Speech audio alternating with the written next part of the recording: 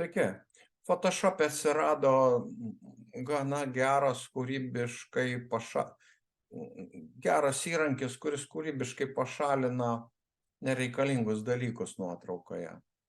Tai čia jau Photoshopo įrankis, mes iš Lightroom programos kraustysimės į Photoshop.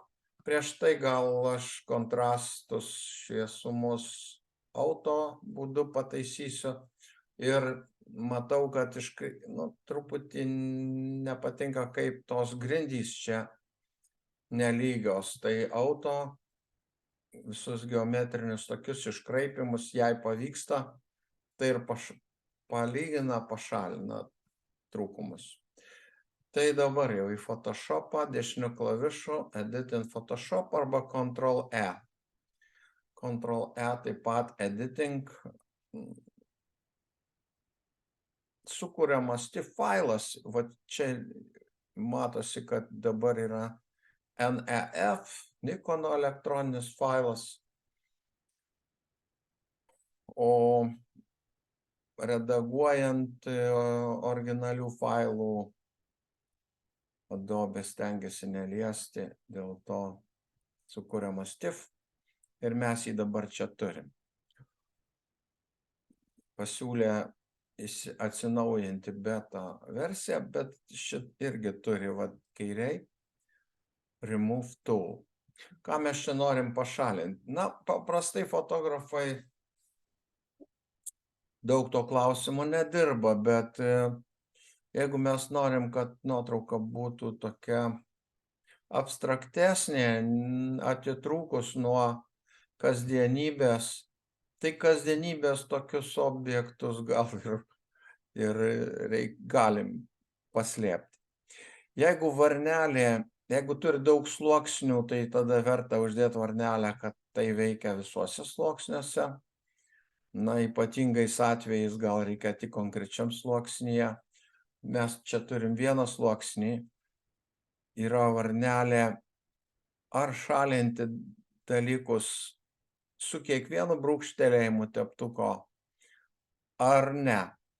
Aš tai paprastai nuimčiau šitą, todėl kad galėčiau, čia per mažas teptukas laužtiniais kliaustais, pažymėsiu tą žibintą, kaip man nereikalinga. Čia tokie techniniai dalykai, poetiškesniai nuotraukoje tik blaško. Pašalinsim ir tą lentelę ir perbraukiam per mums atrodo, kad nereikalingus dalykus. Čia kažkokia irgi gaisrininkam gal čia ir labai svarbi detalė, bet fotografijos poetam tai ne. O per vidurį dar čia turistas kažkoks atsitiktinis. Gal aš taip Ctrl-Z nenoriu. Ctrl-Z grąžina. Dar Ctrl-Z mažesniu teptuku. Pažymėjau turistą. Sužymėjom, ko nereikia, dabar spaudžiam jau, štai dėl ko buvo tas nuimta varnelė, kad po kiekvieno nereiktų laukti. Mes palauksim iškart visus, kol pašalins. Yra liniuotė, rodo, kad čia yra rimtas darbas. Naudojamos dirbtinio intelekto kažkokios tai programos, kurios gana protingai veikia. Tai kuriant kažkokius tai vaizdus, kurie turi žmonių dėmesį patraukti, tai mes norim, kad patrauktų dėmesį ne apšvietimo detalėm arba evakuacijos lentelėm, bet tiesiog idėja, nuotrauka. Čia vyras yra atsisukęs į moters pusę, gal tarp jų kažkokį galime žiūrėti santykį nuotraukoje, nors realiai tai čia jie nepažįstami ir atsitiktiniai žmonės viens pro kitą praeinantys, bet nuotraukoje visaip galim traktuoti tą tą vaizdą. Galbūt ir tą kairę esantį vyrą galim buvo pašalinti, tada liktų tik tai moters vaizdas.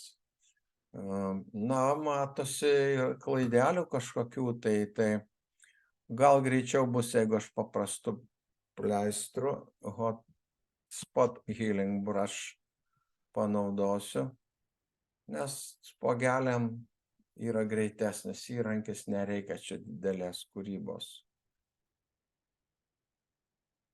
Atrodo, pavyko. Viskas, grįžtam į Lightroom. Daug kas iš žinančių Photoshop eksportuoja arba saugo Save As, čia keisdami tipą. Taip nereikėtų daryti dirbantiems su Lightroom programa. Kryžiukas, jas, ir jūs turėsite jau atskirą failą Lightroom programą, su kuriuo jau galim, ką nori tą veikti, galim eksportuoti atidavimui arba tiesiog archyvuoti. Tai tokia pamokėlė, paprastas įrankis, naudosim tikrai, kai tik ši programa jau atsiras mūsų kompiuteriuose. Iki kito karto.